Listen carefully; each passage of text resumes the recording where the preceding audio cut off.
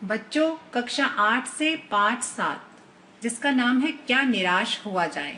ये एक निबंध है जिसके लेखक हैं हजारी प्रसाद द्विवेदी जी, जिनका जन्म हुआ 19 अगस्त 1907 को और मृत्यु हुई 19 मई 1979 को।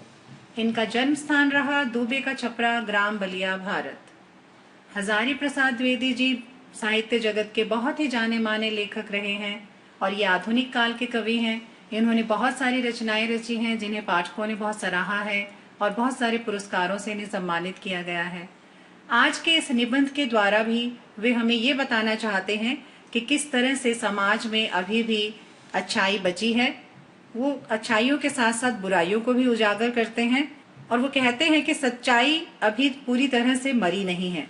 इस दुनिया के होने की वजह यही है कि अच्छे लोग अभी भी मौजूद हैं इस दुनिया में, और जिस कारण से ये दुनिया बची है, नहीं तो ये कभी की खत्म हो चुकी होती।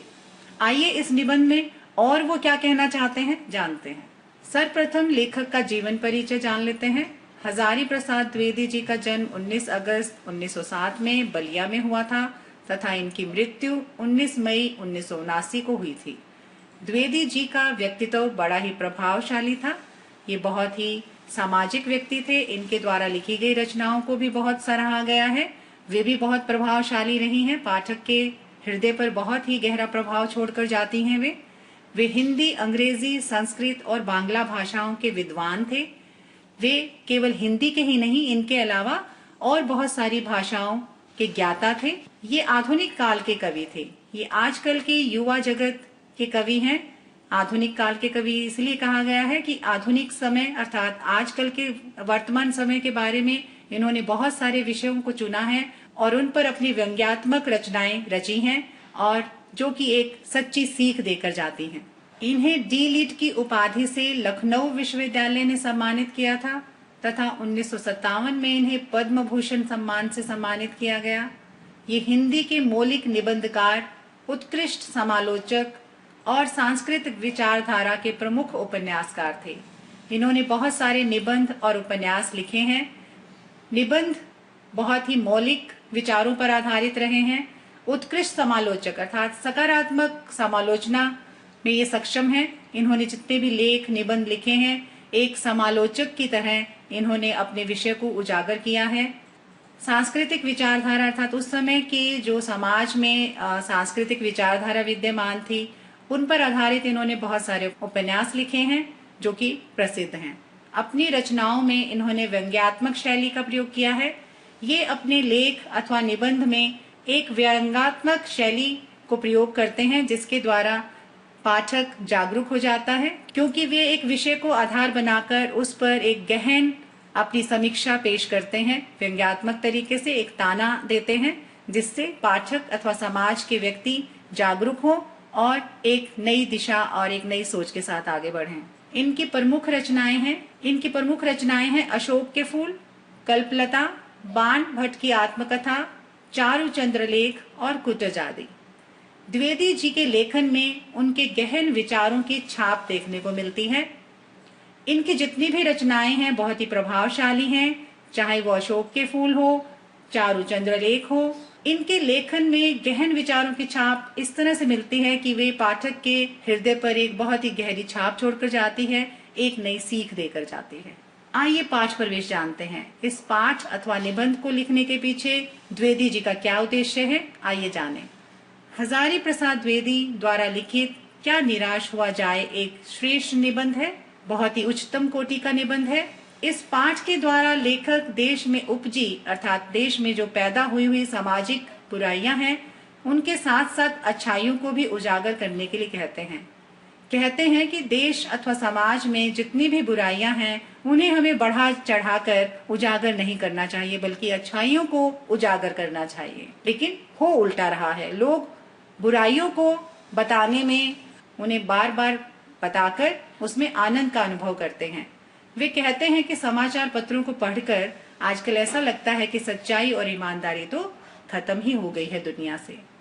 जितने भी समाचार पत्र या टेलीविजन में हम जितने भी समाचारों को सुनते हैं, यही नजर आता है कि दुनिया में सच्चाई और ईमानदारी कहीं बची ही नहीं है। केवल भ्रष्टाचार और अत्याचार का बोलबाला है। कानून का तो कहीं नामो निशान ही नहीं। आज आदमी गुणी कम और दोषी अधिक दिख रहा है। हर व्यक्ति दूसरे व्यक्ति में गुणों को नहीं देखता है बल्कि उसके दोषों को उजागर करता है। आज लोगों की सच्चाई से आस्था डिगने लगी है। आज लोगों को सच्चाई पर से विश्वास बिल्कुल उठ गया है। वे किसी की सच्ची बात का भी विश्वास नहीं करते हैं। लेखक कहते हैं कि लोभ, मोह, काम, क्रोध आदि को शक्ति मानकर हार नहीं माननी चाहिए। माना कि दुनिया में लोभ, लालच, मोह, माया और काम, क्रोध की भावना बहुत ही ज्यादा बढ़ गई है, लेकिन इसको हमने अपनी हार की वजह नहीं बनाना है, हार नहीं माननी है, बल्कि उसका डटकर सामना करना चाहिए और अच्छाई को कायम करने का प्रयास करना चाहिए। आगे वे कहते हैं कि हमें किसी के हाथ की कठपुतली नहीं बनना चाहिए। हमें किसी के इशारों पर बिना सोचे समझे अमल नहीं करना चाहिए, अपनी बुद्धि से काम लेना चाहिए। कानून और धर्म दो अलग अलग हैं, दोनों चीजें अलग अलग हैं। कानून अपनी जगह है, धर्म अपनी जगह है, परंतु कुछ लोग कानून को धर्म से बड़ा मानते हैं। वे धर्म भूल गए हैं और कानून को ही ज्यादा महत्व देते हैं। समाज में कुछ लोग ऐसे भी हैं जो बुराई को रस लेकर बताते हैं, बहुत ही मजा लेते हैं ऐसी चीजों में कि किसी की बुराई या किसी की कमी को उजागर करने में उन्हें बहुत आनंद आता है। बुराई में रस लेना बुरी बात है, ये बहुत ही बुरी बात है। हमें लोगों की अच्छाइयों को, उनके गुणों का गुणगान करना चाहिए, न कि बुराई को लेकर समाज में और बुराई को महत्व देना चाहिए। लेखक के अनुसार सच्चाई आज भी दुनिया में है। वे विश्वास करते हैं कि ये दुनिया सच्चाई और ईमानदारी की वजह से ही टिकी हुई है और इसलिए वे इसमें विश्वास रखते हैं, और इसका उदाहरण उन्होंने पाठ में भी दिया है। आइए पाठ की शुरुआत करते हैं। क्या निराश हुआ जाए, ये एक निबंध है द्विवेदी जी द्वारा लिखित। आइए पढ़ना शुरू करते हैं। मेरा मन कभी कभी बैठ जाता है, अर्थात उदास हो जाता है। कुछ ऐसा पढ़कर लेखक का मन उदास हो जाता है कि जब भी वे समाचार पत्रों को पढ़ते हैं, समाचार पत्रों में ठगी अर्थात चालबाजी, किसी के साथ धोखा करना, डकैती, चोरी, तस्करी का अर्थ है चोरी से सीमा पार माल ले जाने की क्रिया, जो कि चोरी छिपे होती है, उसे तस्करी कहते हैं। इस तरह के कर्म बहुत ही अधिक बढ़ गए हैं, चारों तरफ देखे जाते हैं, सुने जाते हैं। और भ्रष्टाचार का अर्थ है अनैतिक आचरण, बुरा आचरण, समाज में चारों ओर फैल रहा है। इस तरह के समाचार भरे रहते हैं। समाचार पत्र खोलकर देखिए तो आप इन सभी का ही जिक्र अखबार में, समाचार पत्रों में पाएंगे। ऐसा लगता है कि चारों ओर बुराई ही बुराई है, अच्छाई का कोई नामो निशान नहीं। आरोप प्रत्यारोप का अर्थ है एक दूसरे को गलत ठहराना। एक व्यक्ति दूसरे पर आरोप ही लगाता नजर आता है। इस तरह का कुछ ऐसा वातावरण बन गया है कि लगता है देश में कोई ईमानदार आदमी ही नहीं रह गया है, सिर्फ बुराई ही बची है। हर व्यक्ति कानून को अपने हाथ में लेकर बेईमानी और भ्रष्टाचार कर रहा है। हजारी प्रसाद द्विवेदी जी जब भी समाचार पत्र पढ़ते हैं या चारों ओर अपने हो रही गतिविधियों को देखते हैं तो यही पाते हैं कि चारों तरफ चोरी, डकैती, भ्रष्टाचार, एक दूसरे पर आरोप लगाना ही हो रहा है। हर व्यक्ति दूसरे व्यक्ति को संदेह की दृष्टि से देखता है, उसका विश्वास खत्म हो गया है। ऐसा लगता है दुनिया में से अच्छाई और ईमानदारी समाप्त हो गई है। हर व्यक्ति संदेह की दृष्टि से देखा जा रहा है। संदेह का अर्थ है शक, दृष्टि का अर्थ है नजर। हर व्यक्ति दूसरे व्यक्ति को शक की दृष्टि से देखता है क्योंकि उसे उस पर विश्वास ही नहीं रह गया है। जो जितने ही ऊंचे पद पर है उनमें उतने ही अधिक दोष दिखाए जाते हैं। दोष अर्थात बुराई। जो जितने ऊंचे पद पर है उस पर हम विश्वास नहीं कर सकते क्योंकि उसने कर्म ही ऐसे किए हैं कि लोग उस पर विश्वास ही नहीं करते हैं, हमेशा दोष ही दिखाई देते हैं उनके। एक बहुत बड़े आदमी ने मुझसे एक बार कहा था, जब उनकी किसी से मुलाकात हुई थी, उन्होंने अपने विचार प्रस्तुत किए थे कि इस समय सुखी वही है जो कुछ नहीं करता, अर्थात किसी भी बात पर अपना पक्ष नहीं रखता या किसी से कुछ व्यवहार नहीं रखता, वही व्यक्ति इस समाज में, इस दुनिया में सुखी है। जो कुछ भी करेगा उसमें लोग दोष खोजने लगेंगे।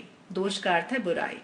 अगर व्यक्ति कुछ करे भीगा, अच्छा या बुरा, पर लोगों को आदत हो गई है उसमें बुराई ढूंढने की, उसमें से अच्छाई देखने का नजरिया जैसे उनका समाप्त ही हो गया है, उसके सारे गुण भुला दिए जाएंगे।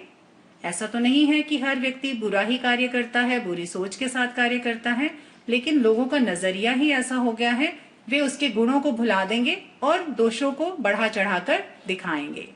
उसके द्वारा किए गए कर्मों को ध्यान में न रखकर उसमें अवगुणों को ही बढ़ा चढ़ाकर दिखाया जाने लगा है। दोष किसमें नहीं होते, किस व्यक्ति में दोष नहीं होते, अवगुण नहीं होते? यही कारण है कि हर आदमी दोषी अधिक दिख रहा है। हर व्यक्ति में कोई ना कोई दोष है, लेकिन उसमें अच्छाइयां भी हैं। लेकिन हम उन अच्छाइयों को तो उजागर नहीं कर रहे हैं, सिर्फ बुराइयों को ही बढ़ा चढ़ाकर कह रहे हैं। तो इसमें आदमी दोषी अधिक दिख रहा है। ऐसा लगता है कि हर मनुष्य इसका दोषी है। गुणी अर्थात अच्छाई कम तथा बिल्कुल ही नहीं है। ऐसा लगता है जैसे सामाजिक जो लोग हैं, दुनिया में जो लोग हैं, उनमें अच्छाई बची ही नहीं है, या तो थोड़ी बहुत है या बिल्कुल ही नहीं।